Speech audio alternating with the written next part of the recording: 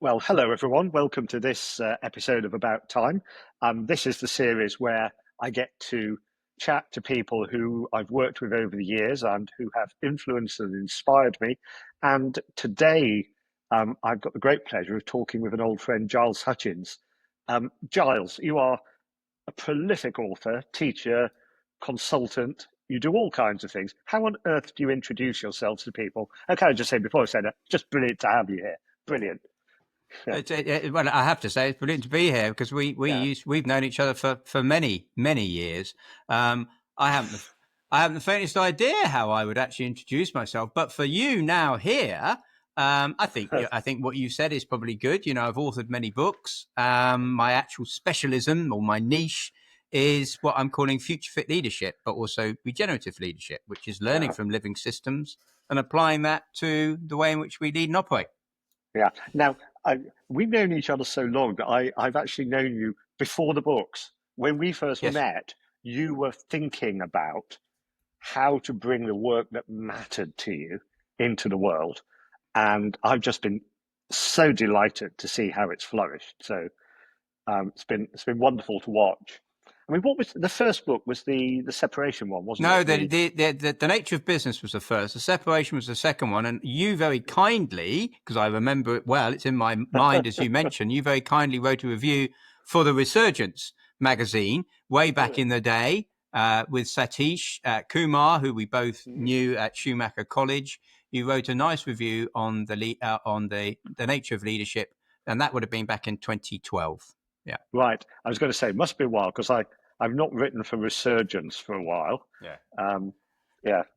So, um, I mean, it would be great. I mean, tell us, yeah, these days you have your own farm and you invite all kinds of groups to there, but you started out longer. Your interest in this field was way before that. I mean, when you were in the corporate world, was it Atos?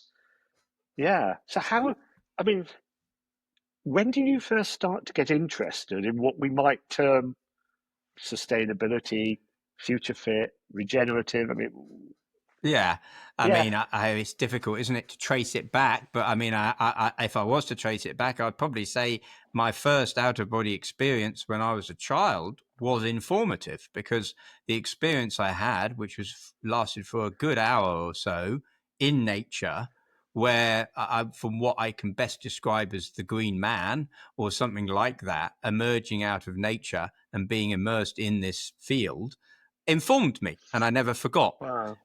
But actually, it was much later. I mean, there were a few other pivotal moments, but it was much later when watching David Attenborough about 2006 that Mm. I had uh, an urgency to get with the program of what I was meant to be doing with my soul. You know, I had consciously gone into business to try and see if I could help rectify why business was doing things that were anti-life.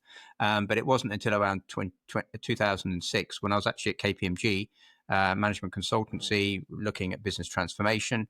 As one of the things we shared, because of course you used to be at PwC, Price Waterhouse back in the day, weren't you, Chris? So It was so long ago that I was barely in PwC. I was in PW. Yes. yeah.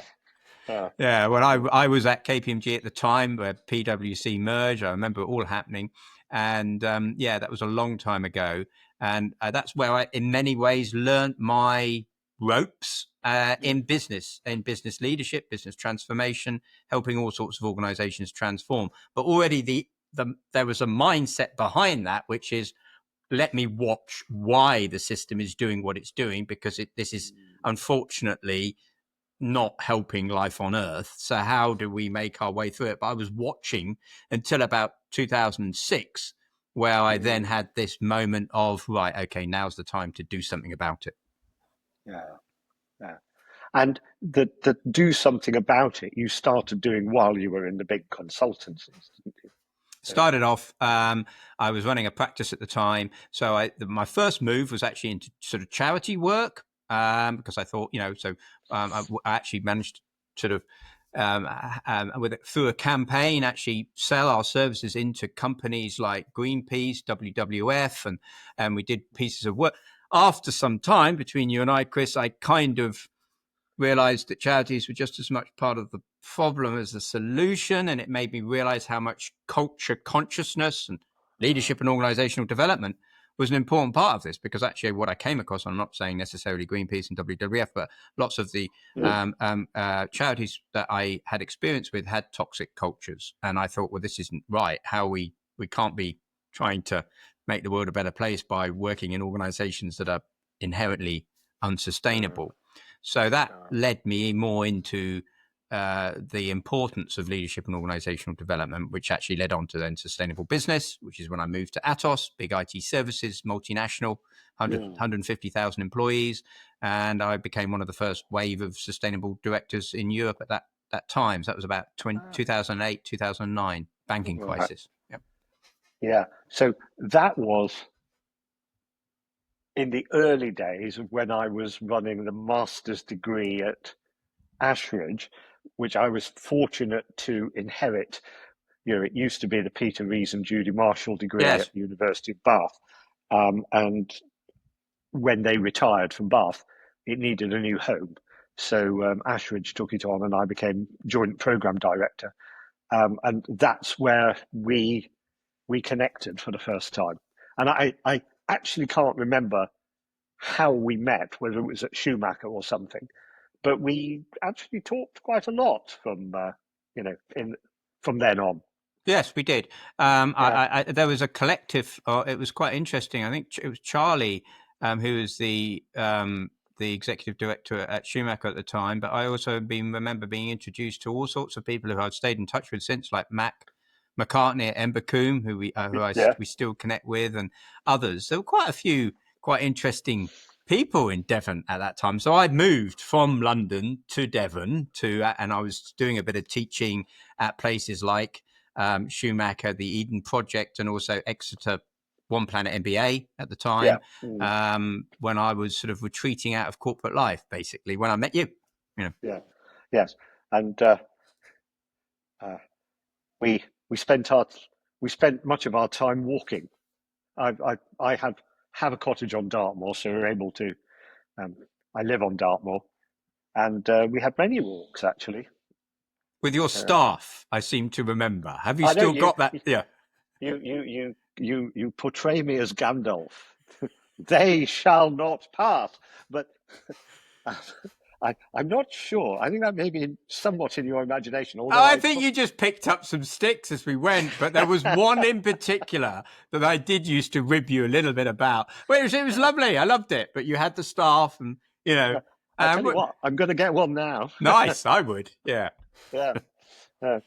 So, I mean, I think for people who don't know you, Giles, it would be brilliant if you kind of not entirely talk through your bookshelf, but do say something about what you've written, because since those early days, you have become one of the foremost writers, I think, in this field you're in. So, what have you written?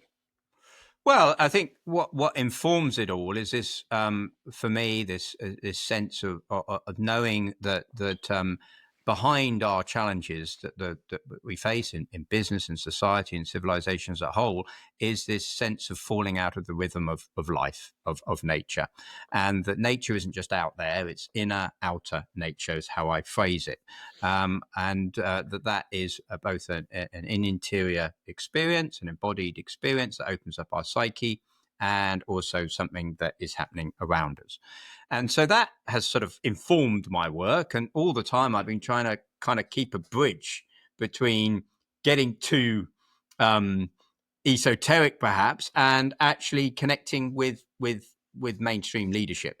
And sort of so all the time my work has kind of been working on that edge. So after the nature of business, which was very much about sort of what's after sustainable business, having been in running sustainable business programs for a number of years and being at all the big conferences, I was fed up, quite frankly, of corporate sustainability and awards being won by companies that were simply unsustainable. And what was behind that? And how could that move on and evolve? So that was the nature of business.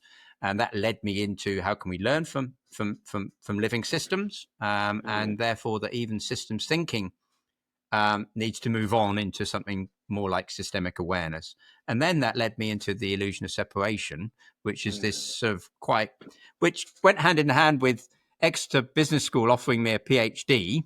And I politely refused, even though it was funded by the EU, so it would have been a nice thing to do after leaving corporate life. But actually, I realized that it was going to constrain me. I remember talking to you a little bit about it. And actually, instead, the second book, because I wasn't ever planning to even write a first book, it all just kind of happened. The second book came about by saying, okay, if I'm not going to do a PhD, let me do my own PhD. And so I'm not constrained by the academic establishment and all of the sort of limitations that has. And so I ended up just going and doing my own broad research on why did the Western psyche unpick itself from being in tune with nature's rhythms, and what has that led to? And in so doing, found that there's all these amazing philosophers, thinkers, scientists, pioneers who deeply understood this sense of deep connection to nature throughout the Western history, let alone other parts of the world, indigenous and shamanic and so forth. So that gave me courage. It also informed, I think, it gave a bit more body to my worldview, which then led on to books like Future Fit. The reason why I wrote Future Fit is because I'd started to go off business a bit, if I was honest, going through my own wintering phase. But then books like Frederick Laloux's, and I remember on one of our walks having it in my car, and you going, oh yeah, and us chatting about that, reinventing organizations back in 2014, and then other work coming up, Otto Scharmer's work, Theory U, and going, you know what, there feels like a bit of resurgence here. Let's bring this back into business. What does this mean for business? And that was then that rhythm of Future Fit, and then Regenerative Leadership, which I co-authored with Laura Storm, then begun a new mini harmonic of Leading by Nature, and then Nature Works and Keys for Future Fit Leadership, these last three, which are kind of finishing the whole harmonic, if you like. Yeah, you must just pick up your the new book and hold it up, because it's such a it's wonderful. It's a bit of a biggie. And it's full of kind of coloured images. I don't know. It's a beautiful thing. Yes, I mean, it's beautifully done, and what I love about it is the quality of illustration is lovely, the production's lovely, but it's also full of stories, isn't it? I mean, it skips between the frameworks and the thinking and stories of application. And I don't know, like 15, 16, or is it more 16, than that? 16, yeah. 16, yeah. It's really nicely done.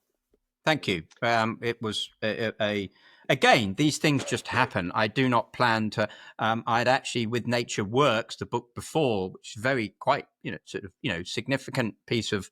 It's quite dense. People take months to read it, even if they're immersed in this work. I thought that was it, and me and my wife had sort of said, "Yeah, that's it." And then it started birthing over Christmas, this idea of getting all of the images together that I'd done throughout the years, and in a way that practitioners and leaders could be guided by them. Because I had clients going, well, look, can you get all the images? And I thought, well, they're all in different look and feels. Let me put them all together. And it was just going to be a visual. And then it turned into that. But that, in a way, has then created a synthesis of that whole movement, which now feels that's complete. Yeah. So when did you move to the farm? Because it's an anniversary, isn't it? It is. Yeah. 6 years ago. Feels like a lifetime. But yeah, 6 years we've been. But it's been brilliant, just watching how that's unfolded from first steps into, I mean, now there probably isn't something going on there every week, but it looks like there's something going on there. It's a busy place. You host a lot of people, a lot of groups. There is something going on here every week, often sometimes 2 to 3 to 4 times every week. There's either individuals coming for deep dive immersive experiences, or groups. We host a lot of groups. There was a group just here yesterday, group of 10 lawyers, actually corporate lawyers from London, going through quite a deep experience, which I coached the managing partner. And he actually shared this round the fire. whilst he had been here a number of times through his own personal journey, he actually felt quite apprehensive about a group of his colleagues coming. One, because he wasn't sure what they would think of his very personal experience that he'd had, and two, how they would, embrace it. And it was, it's nice. I have to say, every time we do an immersion, it's always lovely to see people arrive in the arrival hall behind me here, have come from all sorts of, different backgrounds. And then at the end of the day, their faces of their whole body, their whole demeanor has changed, become more human, more whole. Yeah, fantastic. So now, for people who don't know, tell us, something about the farm and how big is it? Where is it? Yeah. Well, What's it called? What's it called? Springwood Farm. It's in West Sussex, and it's 60 acres of secluded ancient woodland and Victorian parkland. It found me rather than me finding it. It's still part of the synchronicity of how things have happened over the years. And I say the whole land, all the guardians, all the energies and living beings here are open and wish to do this work, which isn't always the case. There is land that almost sort of gets in the way and prevents some of the work. This, on the other hand, I feel has a real energy for doing this kind of deeper work. And it's just an honor to be some form of custodian, caregiver, just a way of helping other human beings not destroy it in some way, or protecting it from that. It was a bit of a mess in places. When we arrived, we've had to do quite a lot of, clearing things out because people just disrespect nature. But it's a beautiful, really beautiful and a place, and I'm very honored to be here. It's been a life change. I wasn't ever planning on owning land. You may remember back in the day, I had a bit of a question mark and challenge around the whole ownership of land. And I had also a question mark around having a debt, which of course I had to gain by coming here. So it was funny how the soul, the two things that I was sort of almost resisting, the soul just plows you through when you know something's right. And yeah. So when you said the land found you, how? Gosh. What? Right. Well, actually, it started in Devon. A wonderful, wise woman that I had seen over the years, a healer, a seer. One day when I went for a session with her, and I was also learning about sound healing from her as well, wouldn't let me in the front door because she was so insistent that spirits say that me and my wife find this place, because it's a very important time for me to do that, and it's very important that it happens. I wasn't even looking for a place. And so when she got the laptop out and started looking at properties, I was like, whoa, hang on, slow down. I'm just here for a healing. But what she did say was there's a particular time, or there's a couple of times, but the first time in the year where you should set an intention, Giles. And it just so I shared that with my wife, and it just so happened that intent, that when that window came up, I'd forgotten about the window. I was actually immersed in writing the book Regenerative Leadership with Laura. I had clients coming. I was working in Stroud. Yes, I remember. In the Golden Valley, and so I had clients coming there, and a busy life. The last thing I wanted was some sanctuary or land. It just wasn't on my agenda. But my wife said, "Oh, do you remember that day? Maybe it's a good time to set the intention." I even remember saying to my wife, "Yeah, but if I go and set the intention and something actually happens, I'm not ready for it. It doesn't. We're too busy." She said, "Just go and do it." And it just happened to be at the time when I had taken my kids to my parents, who actually had a sort of day of relative peace. You know how it is with children. So I sat in the woods and set my intentions next to this ancient oak tree I used to work with. And believe it or not, 3 hours later, an email about Springwood came in, which I promptly ignored. But then the next morning, this intuitive urge was just telling me to go back to, and that begun the whole journey, really. Wow. And I know you had I don't know if it was a coaching or a mentoring relationship with Peter, didn't you, as well? Peter in Bath, Peter Hawkins. Peter Hawkins, reached out to me with he read the first book, The Nature of Business. Was he part of the Springwood discernment, or was that a completely separate thing? He wasn't part of the finding of Springwood. As I say, that happened through the field. But what a number of supporting people helped with the actual, loaning of the ability to purchase the land. And there was a consortium of people that I set up, good quality people, one of which was Peter. Yeah. That's just lovely. Yeah. Yeah. Yeah. Yeah. Very Really lucky. nice. Yeah. Yeah.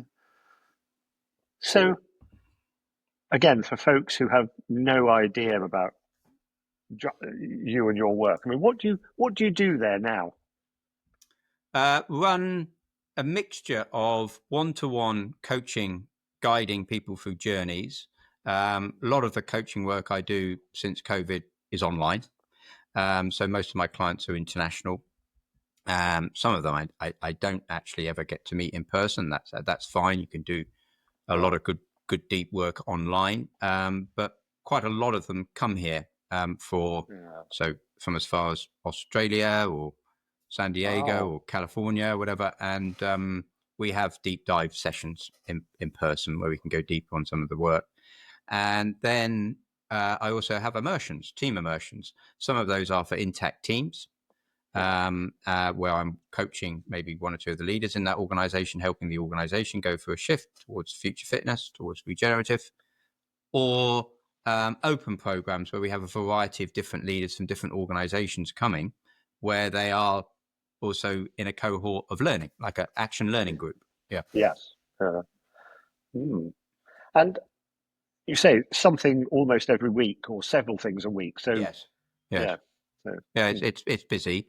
The last 6 years have been, significant, and that's part of what has to make it work. And it's good in a way because it encourages me to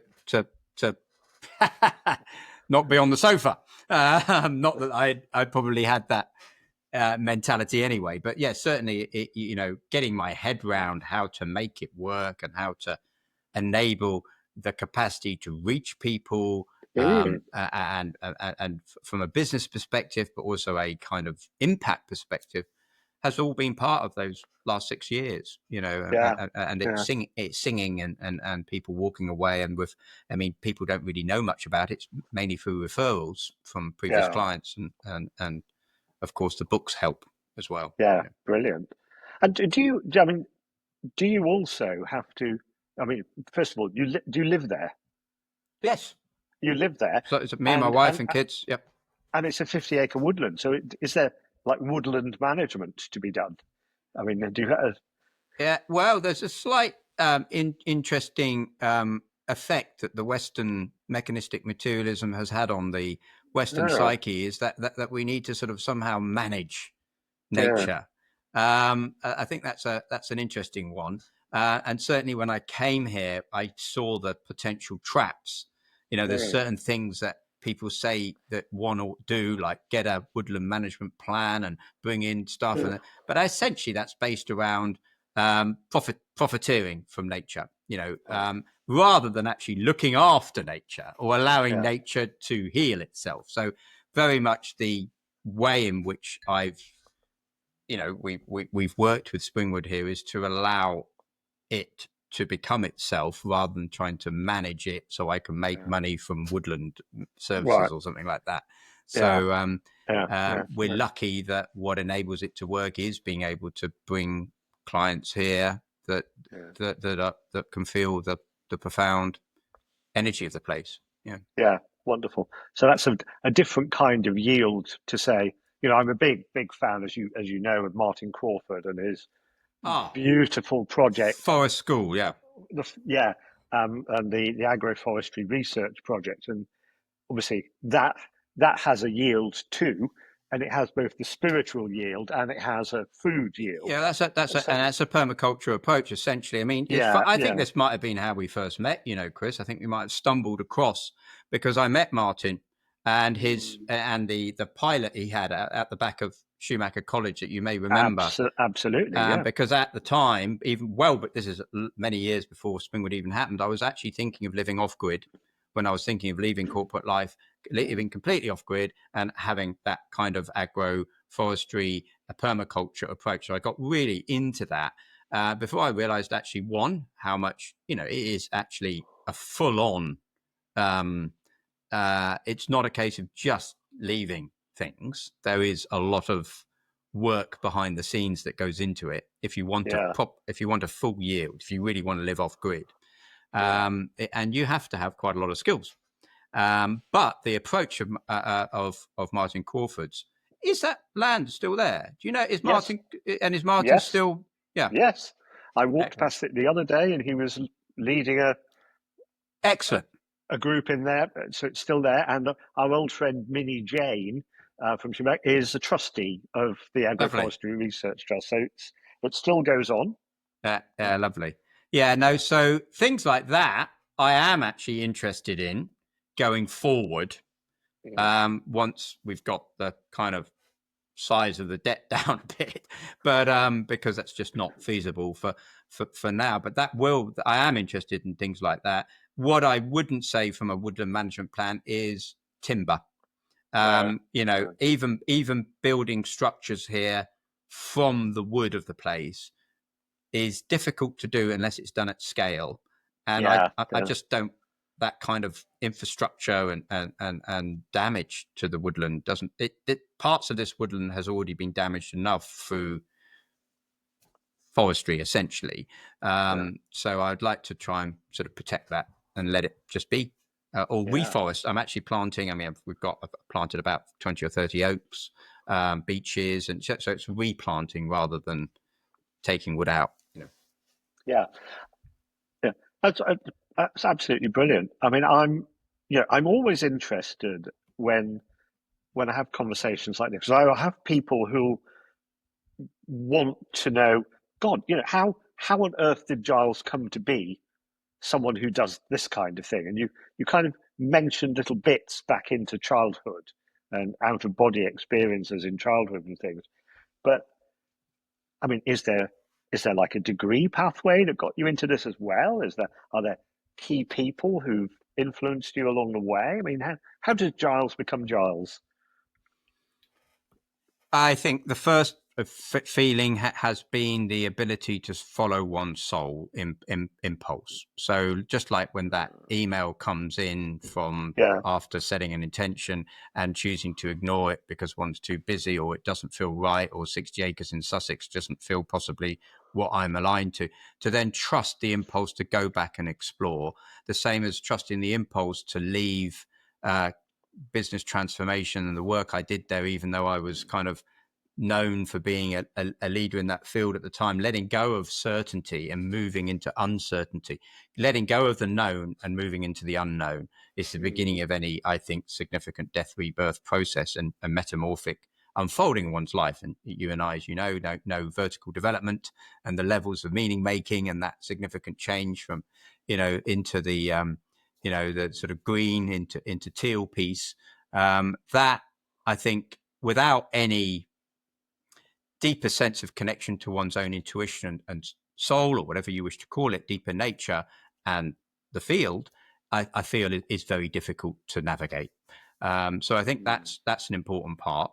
I've been fortunate to have these out-of-body experiences throughout my life that have informed that, but I've also been fortunate to meet all sorts of people along the way, and all sorts. I mean, just too many to mention. I mean, I gave up trying to do acknowledgements in books because you just feel bad that you haven't included everybody, and it's just ridiculous, and it's a massive wall of names, and you think, well, what's the point of that? But you're one of them. We've met each other along the way. You just mentioned Martin Crawford. All of these are all people that have in some way created the whole of web of life. Every day is an inspiration, quite frankly. I'm learning every day. I'm a constant learner. The whole piece is a continual learning. My clients, even the group of people yesterday, those corporate lawyers, they're part of the learning experience. They've all informing all the time. So I think having that deep connection, having that sense of intuition and soul, and then allowing that to work with a action inquiry, open, curious mind of learning means that one follows the path that one is, one is given. Yeah. Yeah. I was a completely unfair question because it would be the same for me, and doubtless you'll get a chance to ask me that at some point in the future. I mean, I can point to some sort of schools of thought that have been useful if it's Well, helpful. what do you But know? Well, why not? Because I think people will be fascinated by what contributes to making up somebody like you. yeah, I Yeah. mean, certainly I remember coming across. So behind it, as I say, was this interest Mm. in why have we become sort of almost separated from nature, and what does that mean to Yeah. return back in? And so you come across different schools. One of them, I remember, ecological psychology, and I remember one of the things about eco psychology was reading and learning. Andy Fisher was one of the people I came across and attended lecture with and met, and his work, and also David Abraham. You may remember Yes. him, Yeah. and so forth. And in engaging with that work, what was interesting was two things. First, the important distinction between environmental psychology and ecological psychology. So environmental psychology is often, and there's nothing wrong with it, but, reports and studies about how being in nature benefits us and makes us feel more creative, more empathic, more well-being, changes our brainwave frequency, all good stuff. And yet is pretty much still about nature out there helping the human over here, sort of thing. Yeah. And then when you move into ecological psychology, you cross this threshold of the self being participatory in. So again, it's the same shift really from systems thinking into systemic awareness. And there you've just reminded me of another whole school of thought, which is, people like Peter Senge, who I had the pleasure of meeting and attending a workshop with over in America, and his body of work, and then obviously how that influenced people like Otto Scharmer's work, and all of that around that kind of and the society of online of organizational learning and all of that, living systems. And then you're into people like Ralph Stacey, and so there's a whole body just in there around the organization as a living adaptive emergent system, rather than seeing it as something that we map out with the left hemisphere. Then that brings you into another body of work, which is neuroscience, the left brain hemisphere, the right brain hemisphere, Ian McGilchrist's work, and those massive tombs that he's come up with that make my book look like something skinny. As many pages but smaller writing and no pictures. Yeah, intense, and but full of richness. But then also people I met at Exeter University who were studying that how epigenetics was actually much more complex, and how the mitochondria in the cells were this co-creative learning, and how change is not an adaptation to outer change that we're reacting to, that there's this inner impelling essence that's co-creating with outer change. So you could see how these things just lead on to other things that when you're exploring with that lens. And then, of course, in parallel, you've got things like sustainable business, which are doing very interesting things, and how that's moving into ecosystem services and bioregional habitats. And so, but then culture, learning culture, and realizing how important the culture of a business is. And that's where things like vertical development come in. And you and I's shared exploration around that, and how, again, there's some shift that happens where we move from a kind of self as separate into this kind of ego soul dynamic, or even if you're not open to the idea of soul and spirit, a sense of an ego permeating and opening up more to life. Yeah, no, very much so. And and I can remember in my case it's not just a point experience, but there are several points at which pivotal things happened that caused shifts. Yeah. I Yeah. think writing that book, The Illusion of Set, not doing the PhD at Exeter, which would have been a very convenient thing for my ego to do because it kind of gave me another little home and a professorship and paid the bills, but actually going off into the hinterland and writing that book meant that I started exploring lots of different fields with this common connection that took me into. I didn't think I was going to start reading Plato and Aristotle and Pythagoras and things like that. That didn't interest me 10 years ago. But when I was reading it in Devon when I met you, I found it fascinating that people were talking about the harmonization of rhythms in inner and outer nature and how that allowed our soul to come through that threshold. So even all of that, coming across people like Richard Tarnas's work and, all of this.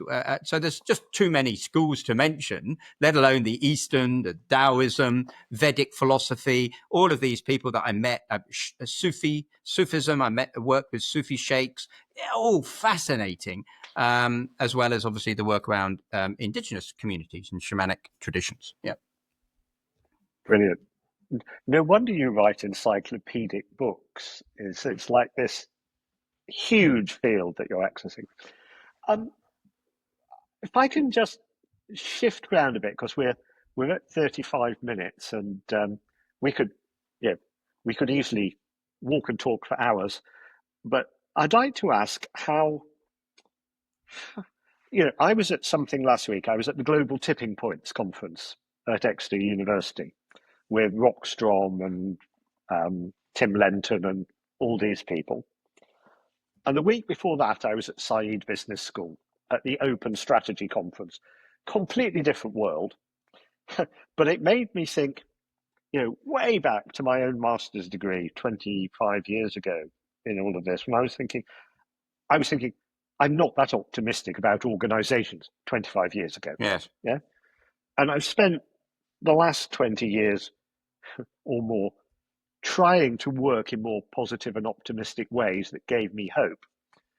And the Global Tipping Points conference, I came out of it with a kind of double-edgedness.